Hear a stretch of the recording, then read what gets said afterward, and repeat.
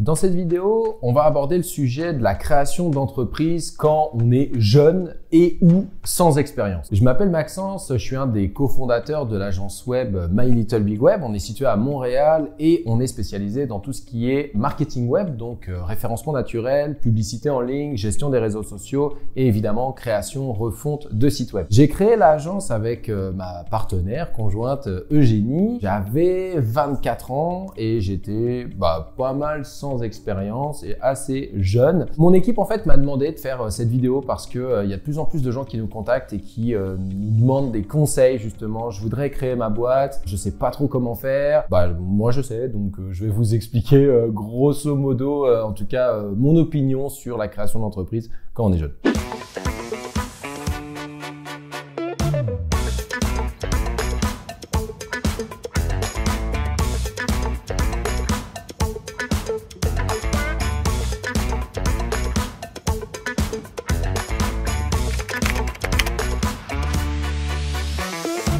Pour résumer, My Little Big Web a été fondé en 2013 à Montréal. Moi, à la base, je suis pas du Québec. J'ai jamais monté de boîte avant. Mes parents n'avaient pas d'entreprise. Ma mère était infirmière, mon père était ingénieur, donc rien à voir. La culture entrepreneuriale dans ma famille, c'est pas ça. J'ai fait une école de commerce dans laquelle j'ai pas trop compris ce que je faisais là parce que j'ai zéro appris le commerce en réalité et encore moins l'entrepreneurial. Donc en gros, j'ai vraiment appris sur le tas. Donc je suis ce jeune de 24 ans parce que j'avais 24 ans quand j'ai cofondé My Little Big Web, sans expérience. Aujourd'hui, j'ai 30 employés. On fait partie, je pense, du top 3 des agences de marketing web à Montréal. Donc, c'est assez cool. La chose, c'est que moi, j'ai toujours voulu monter ma boîte, mais comme beaucoup de jeunes, qu'est-ce que j'ai en tête? C'est quoi monter sa boîte? Pour moi, c'était être mon propre patron, avoir une certaine flexibilité dans mes horaires et dans mes tâches, liberté financière, si ça fonctionne, ce que je fais. Moi, j'étais en recherche de liberté. C'est ça que je voulais. J'ai travaillé chez Microsoft, qui est une super entreprise dans laquelle on est quand même assez libre, mais je pense que c'était plus le côté salarié ou du moins l'image que j'avais du salariat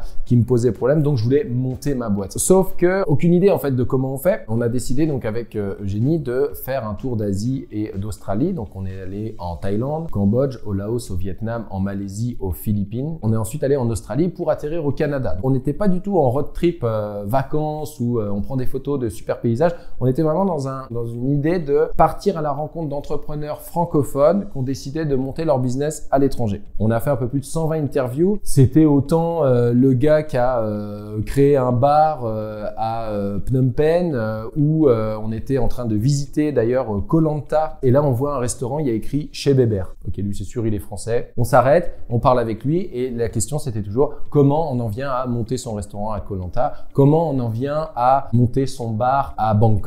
Plein de gens. Et l'idée, en fait, c'était vraiment comment on fait pour monter sa boîte à l'étranger ou en France, hein, d'ailleurs, on s'en fout. Je suis pas du tout en train de dire que monter sa boîte en France, c'est pas bien ou quoi. J'ai pas envie d'énerver des gens. D'ailleurs, gros respect à ceux qui réussissent à monter leur entreprise en France. Mon beau-père le fait, c'est un entrepreneur. C'est drôle parce qu'il y a un respect mutuel parce que lui, il se dit « Ah, c'est trop bien, t'as monté ta boîte à Montréal, tu connaissais rien ni personne. » Ouais, c'est parce qu'en France, je connaissais rien ni personne non plus, en fait. Donc, pour moi, là, à ce niveau-là, j'ai juste pris un avion. Mais en réalité, ici, en Amérique du Nord, il y a quand même pas mal de choses beaucoup plus faciles, selon moi, en France. Moi, mon parcours, il est atypique sans l'être. Parce qu'en réalité, il y en a de plus en plus qui font comme moi. Mon but là, dans cette vidéo, c'est de vous donner des clés et de vous donner un retour d'expérience finalement. Parce que ça fait 10 ans que je suis parti vivre à l'étranger et j'ai fondé qu'une seule boîte en passant. Ça marche hyper bien et je sais pourquoi. Je voudrais commencer par le premier point en fait, ce serait de dire c'est quoi les avantages, les inconvénients de monter sa boîte jeune sans expérience. Idéalement, je pense, c'est faire 2 à 5 ans dans une entreprise, dans un secteur que vous visez et ensuite de monter sa boîte. Parce que ça vous permet d'acquérir des contacts, des connaissances, vous êtes formé, vous êtes un peu chez le concurrent, donc vous voyez ce qui fonctionne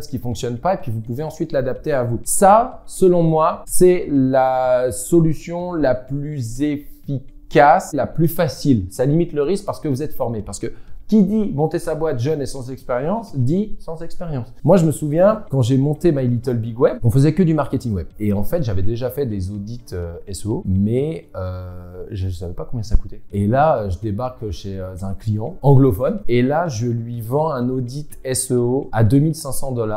et en fait, c'est cher à l'époque. Mais moi, je sais pas combien ça coûte. Donc, je me dis, bah, 2500 $, on verra si ça passe. Et le gars, il me l'achète. Et là, en fait, on se dit, mais attends, c'est quoi un audit SEO à 2500 balles? Il y a des outils gratuits qui font des audits SEO. Il y a des agences qui proposent des audits à 500 $, à 4000, 5000 $. Moi, j'ai balancé 2500 $, mais complètement au hasard. Le mec, il dit, OK, comment je fais pour m'assurer que là, on a pour son argent? Quand tu démarres ton entreprise et que tu n'as aucune expérience, bah, tu fais des conneries, en fait. C'est-à-dire que tu vends des trucs, des fois hyper chers, des fois pas assez chers. Même si pas assez cher, je pense que c'est toujours mieux. Déjà, rien que le fait d'avoir un client, c'est cool.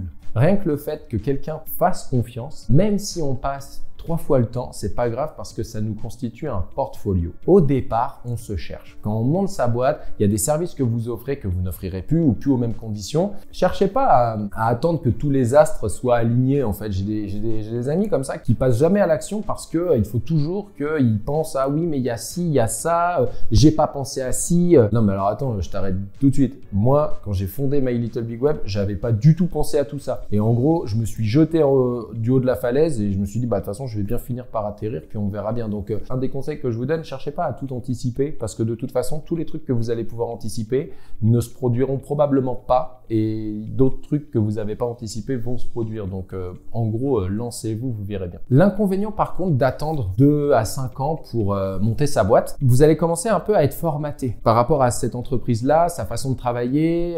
Quand je dis formaté, ça va être par exemple sur les méthodes de travail, même si vous allez peut-être critiquer les méthodes de travail, mais on va vous expliquer à longueur de journée, par exemple, que tel service, ça vaut, par exemple, 5000 $. Donc, dans votre tête, c'est normal, ça vaut 5000. Alors, en réalité, ça vaut peut-être 10 000, ça vaut peut-être 2000. Ça dépend, en réalité. Deuxième inconvénient potentiel, le risque de ne jamais le faire. Parce que on arrive dans une zone de confort, on a un certain salaire, et puis bon, on se voit pas trop aussi devenir concurrent de ses collègues. Ça se fait pas.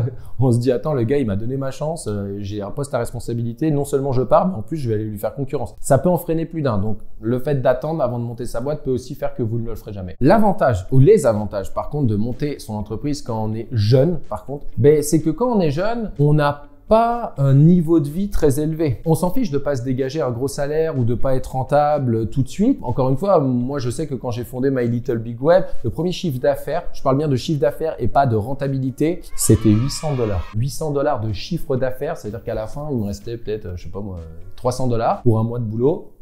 Ça pique. Mais c'est pas grave, c'est mon chiffre d'affaires, c'est mon entreprise et je m'en fous quoi parce que j'avais de toute façon de l'argent de côté et puis je pense que je vivais pour 1200 $ ou 1300 $ par mois à Montréal donc c'était amplement suffisant. Mais donc ça c'est un avantage. Aujourd'hui, j'ai une maison, une hypothèque, même deux, un enfant et un deuxième qui arrive en août.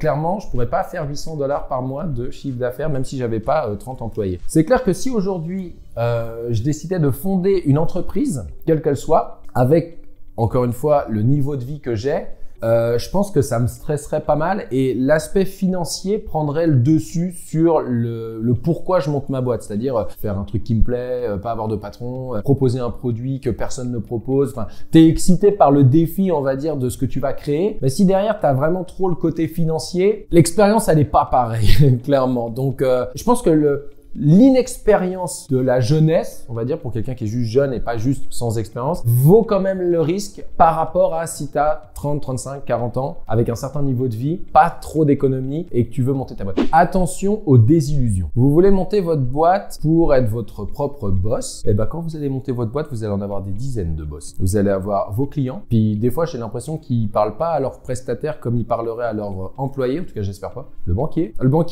il est génial. Petite anecdote. J'arrive à Montréal et il me faut une carte de crédit. À Montréal, il y a carte de crédit, carte de débit. Et j'ai pas d'historique de crédit puisque je viens d'arriver. Et je débarque dans quelques banques connues et là, je me fais un peu accueillir comme l'immigré de base que personne ne connaît, donc ils s'en foutent. Je réussis à avoir une carte de crédit, je monte ma boîte. C'est pas facile encore une fois quand on n'a pas d'historique de crédit, quand on n'a pas accès à des marges de crédit et c'est pas grave. Pendant 1 an, 2 ans, ça roule. Puis là aujourd'hui, My Little Big Web évidemment a fait plusieurs millions de chiffres d'affaires. Et là, le banquier, vachement plus sympa avec nous, on va plus à la banque. C'est la banque qui vient à l'agence quand on a besoin de lui parler. Donc, tout ça pour dire que au départ, le banquier, moi, j'avais un peu l'impression de travailler pour lui. J'avais un peu l'impression que c'était lui mon boss. Puis mon comptable, pareil. Puis mon avocat, pareil, pour tout ce qui est contrat de vente, contrat de travail, etc. Et là, je me suis dit, c'est chiant en fait de monter sa boîte parce qu'il y a tous ces trucs-là à penser. Des désillusions, vous allez en avoir plein. La désillusion qui fait trop mal, c'est vous faites vraiment de votre mieux et vous avez toujours été habitué à globalement, quand vous faites un minimum d'efforts, quand vous faites de votre mieux, globalement le résultat il est bon. Et là, vous travaillez pour un client, vous faites vraiment de votre mieux, le client il n'y connaît rien et il vous défonce. Oui, mais c'est pas normal, c'est pas ça que j'avais demandé. Et là, vous vous êtes dégoûté parce que vous vous dites, mais moi je pensais qu'il allait être méga content, qu'il allait me référer à tout le monde et en fait pas du tout. Et vous trouvez ça même injuste. Il n'y a aucune reconnaissance par rapport à la quantité d'efforts que vous avez fait si on compare avec les efforts que vous faisiez avant dans vos autres jobs ou dans vos autres activités. Ça fait trop mal. C'est quand on tape son marché, on va dire, ou qu'on rencontre un client, on peut se rendre compte que les clients peuvent être méga durs, méga ingrats et ils peuvent éteindre un peu cette espèce de petite flamme qu'on a en se disant voilà, moi je veux que tous mes clients soient contents. Mais c'est impossible que tous vos clients soient contents, même si vous êtes un chef étoilé, je sais pas combien d'étoiles au Michelin, il y en a qui vont arriver, qui vont manger ça et qui vont se dire franchement on aurait dû se faire un McDo. C'est sûr. Autre désillusion, on pensait que ça allait fonctionner parce qu'on est sûr et certain de son idée. On en a parlé à 2-3 personnes. Elles nous ont dit que c'était une super idée, même si elles y connaissaient rien. Et on se rend compte en mettant tout en place que, bah non, en fait, ça décolle pas aussi vite. Ça, je le vois souvent dans le cadre de mon métier, puisqu'on est spécialiste en marketing web. On a des entrepreneurs qui arrivent, ils sont hyper contents, hyper motivés, ça fait plaisir. Aucun plan d'affaires. Ils sont convaincus que leur produit ou leur formation, j'en ai un, il faisait des formations. C'était pas fou, hein. Ce qu'il faisait devant la caméra, là, c'était vraiment pas impressionnant. Mais il était convaincu que ça allait super bien marcher, qu'il allait tout péter, etc., que limite les gens l'attendent. Et nous, on était là, tu sais, regarde, c'est pas aussi facile de percer la formation. T'es pas le seul à avoir eu l'idée de faire ça pendant la Covid, donc doucement. Mais non, c'est pas grave, idée à fond, si j'y crois, ça va marcher. Ça, c'est un peu le truc des coachs. Bah très bien, pas de problème. Donc on tourne les vidéos, on les commence à les vendre. Il en vend quelques-unes, mais clairement,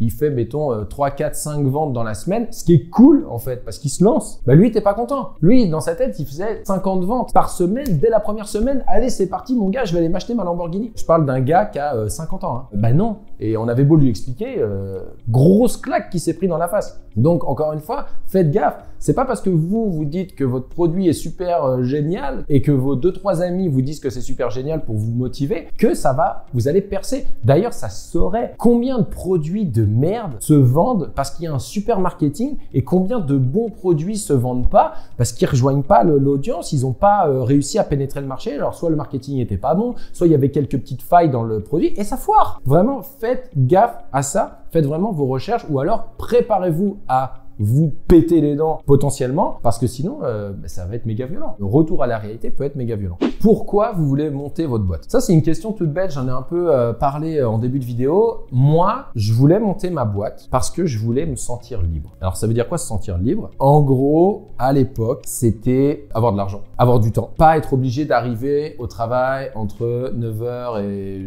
10h, partir entre 17h et 19h avec des réunions dans lesquelles je sais absolument pas ce que je fous là, ni à quoi va servir cette réunion. Et finalement, une espèce de sentiment que c'est pas moi qui gère mon emploi du temps, c'est pas moi qui gère ma vie. Finalement, ma vie, elle est timée. C'est le réveil qui décide à quelle heure je me réveille, le bus ou le métro qui décide à quelle heure je le prends, c'est mon boss qui décide à quelle heure j'arrive, à quelle heure je pars et qui décide ce que je fais limite dans ma journée. Et dans ma tête, c'était l'entrepreneuriat. Ce qui est complètement faux, hein. En passant, il y a plein d'employés qui ont des très belles vies et qui n'ont pas du tout ce schéma-là. Mais dans ma tête, de gars de 23 ans, c'était je veux monter ma boîte. Est-ce que votre but, par exemple, aussi, c'est faire un travail qui fait plus de sens? Est-ce que votre objectif, c'est de faire un max de cash le plus rapidement possible? Tout n'est pas incompatible, hein, en passant. Mais c'est clair que celui qui décide d'aller élever des chefs dans le Vergor, bah, j'espère que son but, c'est pas non plus de faire trop de cash parce que c'est pas réputé pour être le plus, cash friendly. Maintenant, celui qui se dit, bah, moi, ce que je veux, c'est faire full cash, ok, réfléchis à un secteur porteur. Tout n'est pas incompatible, mais sachez ce qui vous motive. Parce que, encore une fois, quand vous allez être en mode désillusion, bah, j'ai juste envie d'abandonner, raccrochez-vous à la raison qui a fait que vous avez voulu créer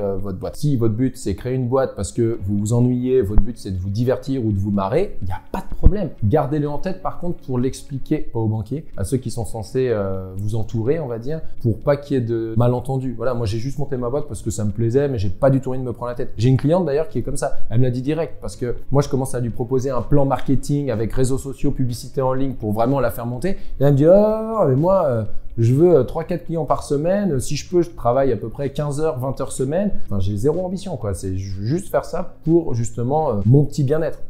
Ok, au moins la fille, elle assume son truc. Donc, gardez en tête vraiment ça pour l'assumer, pour toujours vous rappeler, parce que sinon, c'est facile hein, de monter, d'avoir 5, 10, 15, 20, 30 employés. Je sais de quoi je parle. Et des fois, après, on est là et on se dit, mais attends, moi, c'est pas ça que je voulais à la base, parce que ok, c'est cool, je gagne plus d'argent, j'ai plus de responsabilités, j'ai plus de notoriété, mais j'ai plus de pression, plus de travail. Bah non, en fait. Donc, voilà, gardez ça en tête, ça peut aller très très vite. Là, on arrive à l'une de mes parties préférées. Attention à ce que vous voyez sur le web. Quand je suis dans ma salle de sport, sur mon petit vélo, ou en train de faire mon rameur, on s'en fout, je suis devant YouTube. Et là, je vois plein de YouTubeurs qui parlent de le métaverse, bien sûr. La crypto aussi. Les mecs, ils ont 20, 22, 25 ans et ils parlent de ça. Moi, je suis là, j'ai 34 ans aujourd'hui, je suis là en train de ramer, c'est le cas de le dire. Et les mecs, ils m'expliquent, oui, j'ai vendu un NFT pour 2800 $ et je vais vous montrer tout de suite comment je vais trouver le pigeon pour le faire. Et le gars, il le vend son truc. Déjà, moi, je galère à comprendre ce que c'est qu'un NFT. Après, je comprends, mais je me dis, les gens sont pas assez cons pour aller acheter ce truc-là. Enfin, bah si. Et d'autres trucs, tu sais, pareil, voilà, la crypto, le machin, et ça m'intéresse, je trouve ça hyper intéressant. Mais moi, j'ai l'impression d'être le gros nul qui a pas compris, qui passe à côté d'un truc, en fait. Ça me frustre, alors que j'ai quand même une entreprise à succès. Enfin, je suis clairement zéro à plaindre. Mais quand je vois ça, je me dis, bah ouais, ok, mais je comprends maintenant pourquoi les gens que je recrute, certains jeunes, ils sont complètement paumés et puis ça les fait pas du tout vibrer ce que j'ai à leur proposer parce que eux, c'est ça les références qu'ils ont. Et moi, je suis dans le marketing web, donc j'analyse ces youtubeurs, j'analyse le truc, je regarde les formations qu'ils proposent, puis je me dis, mais la merde, ça peut pas être la réalité. Alors, en réalité, je suis pas en train de dire que ce qu'ils disent, c'est faux. Hein. Je suis juste en train de dire que c'est bien enrobé au niveau marketing. En fait, ils savent valser entre la réalité et le rêve. Pourquoi je vous parle de tout ça? C'est que ça influence aujourd'hui l'image qu'on a de l'entrepreneur. Et notamment de l'entrepreneur traditionnel qui est le gars qui a des bureaux, des employés, qui va bosser tous les matins à son travail. Ça, c'est devenu quasiment une image un peu périmée, obsolète de l'entrepreneuriat. Maintenant, c'est je monte mon site web, je travaille d'où je veux et je fais des millions de chiffres d'affaires. Ouais, je les mets dans la même catégorie que les sportifs professionnels ou les artistes. Beaucoup d'appelés, peu d'élus. Faites attention, c'est pas aussi facile que ça. Si vous suivez ces formations et que vous vous plantez, soyez pas trop dur avec vous-même. C'est exactement comme s'inscrire à un club de foot et se dire je comprends pas pourquoi j'ai pas fini en Ligue 1. On prend full recul sur ce que vous voyez sur le web. Encore une fois, c'est exactement comme la télé-réalité. C'est de la télé, c'est pas de la réalité. C'est du marketing tout ça. Ok? On garde ça en tête. Dernier point, qu'est-ce que tu es prêt à faire pour réussir? Parce que monter sa boîte, c'est moins sortir, c'est beaucoup travailler, c'est risquer son argent, donc ses économies, voire on n'a plus le salaire nécessairement qu'on avait quand on était employé. C'est possiblement avoir 2 boulots, ton travail alimentaire et créer ta boîte. Donc clairement, c'est éprouvant parce que monter sa boîte ou travailler sur son entreprise à partir de 5 heures jusqu'à 23 heures pendant 6 mois, 1 an, faut être prêt à le faire, faut être endurant. Est-ce que vous êtes prêt à vous expatrier ou à changer de ville? Parce que c'est pareil. J'avais une amie en France qui disait pareil, ouais, j'aimerais bien monter ma boîte. Ok, cool, tu veux monter quoi comme boîte? Zéro idée, ok. Dans ce cas-là, ce que tu as qu'à faire, regarde dans ta région, c'est quoi les secteurs porteurs? À la limite, si vraiment le cœur t'en dit, ça c'est un peu osé, mais franchement, ça pourrait être hyper culotté de faire ça. Va regarder les quartiers, les grosses maisons, les gros bourges, va sonner. Enfin, je dis va sonner, puis je tape. Le mec est très bon en mime. Va sonner.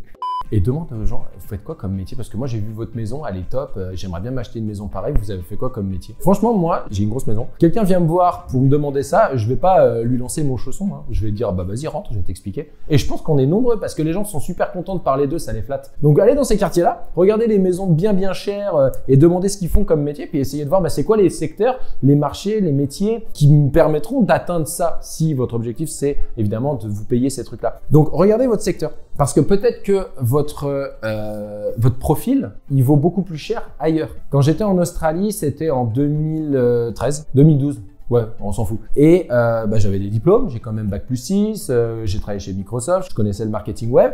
Et je me suis dit, voilà, je vais chercher un emploi là-dedans. L'emploi qu'on m'a proposé, c'était de couper des parpaings à la scie circulaire. Alors moi, il faut savoir un truc, c'est que je suis complètement pourri en bricolage. J'ai été payé 20 $ de l'heure, il faisait 40 degrés. Le gars avait un accent à couper au hachoir. En plus, je devais avoir des bouchons d'oreille. C'était un vrai bordel.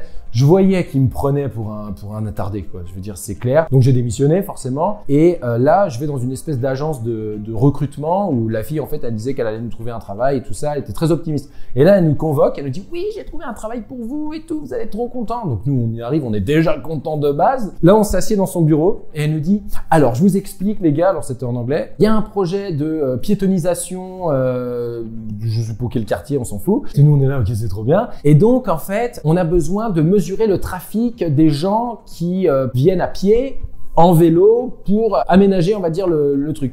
Nous, on est là, ok, trop cool. Et donc, c'est ça. Donc, du coup, on va vous mettre à différents points de la ville et votre travail, ce sera de noter le nombre de personnes qui passent en vélo par la gauche, le nombre de personnes qui passent en vélo par la droite et le nombre de personnes qui viennent à pied.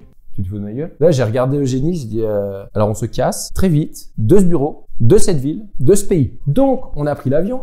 On est allé à Montréal, j'ai passé un entretien, pareil, entretien en anglais. Les anglophones, c'est straight to the point. Le mec, il me dit, en gros, combien tu veux gagner? Moi, je lui dis, 35 000 pour commencer, ce serait cool. Donc bref, je finis l'entretien, je rentre chez moi, je reçois un appel de la directrice des ressources humaines. Elle me dit, ok, c'est bon, ils ont beaucoup aimé ton profil, donc ils te proposent 53 000 plus 10% de variables. Et là, je me dis, ils sont complètement cons. Je leur ai demandé 35 000. Pourquoi ils me donnent 53 000 avec 10% de variable? Après, j'ai compris que, en fait, les gars, ils m'ont donné plus parce qu'ils savaient que je valais plus et ils se sont dit, si je lui donne 35 000, il vient d'arriver. À un moment, il va se faire contacter par la concurrence qui vont lui proposer 50, 55, 60 et on va se le faire piquer. Je l'ai appris que plus tard. Mais là, je me suis pris une claque parce que je me suis rendu compte, ok, mais en fait, c'est fou parce que entre le marché australien où je vaux que dalle et le marché canadien où j'ai juste pris un avion puis je suis allé à Montréal, parce que peut-être que ça aurait pas été pareil si j'avais été à Toronto, à Vancouver, à Ottawa ou à Québec. Je suis allé à Montréal. Avec mon profil, j'ai triplé mon salaire. Donc ça aussi, c'est une chose qu'il faut que vous vous demandiez. Combien je vaux sur le marché dans lequel je suis présentement? Est-ce que je suis prêt à changer de marché? Donc si je suis de Nantes, est-ce que je suis prêt à aller vivre à Marseille ou est-ce que je suis prêt à aller vivre à Barcelone ou peu importe où, que ce soit en tant qu'employé ou que ce soit pour monter ma boîte? Parce que il y a même des gars dans les interviews que j'ai fait justement, donc j'en ai fait 101 quand même, qui ont fait la majorité des entrepreneurs que j'ai interviewés, ils n'ont absolument rien inventé. Ils ont repris un concept qui fonctionnait en France ou dans un autre pays et ils l'ont implanté dans ce pays-là. S'ils l'avaient implanté dans un autre, ça n'aurait peut-être pas marché. J'ai un mec qui avait 9 ou 10 kebabs. Ok, mais pourquoi t'as pas fait ça en France? Parce qu'en France, il y a plus de kebabs que de clients, premièrement. Deuxièmement, parce que on me donnait pas ma chance. Et là, il y en avait pas des kebabs. Donc encore une fois, qu'est-ce que vous êtes prêt à faire pour réussir? C'est ma question. J'ai essayé d'aborder le sujet sous un certain angle. N'hésitez pas à m'envoyer dans les commentaires peut-être des sujets de vidéos. Si jamais c'est un format qui vous plaît, je sélectionnerai les sujets. Je vérifierai qu'il y a de la recherche et que vous n'êtes pas juste deux à vouloir que je tourne cette vidéo. Et ça me fera plaisir de vous la fournir. En tout cas, merci d'avoir regardé cette vidéo en entière.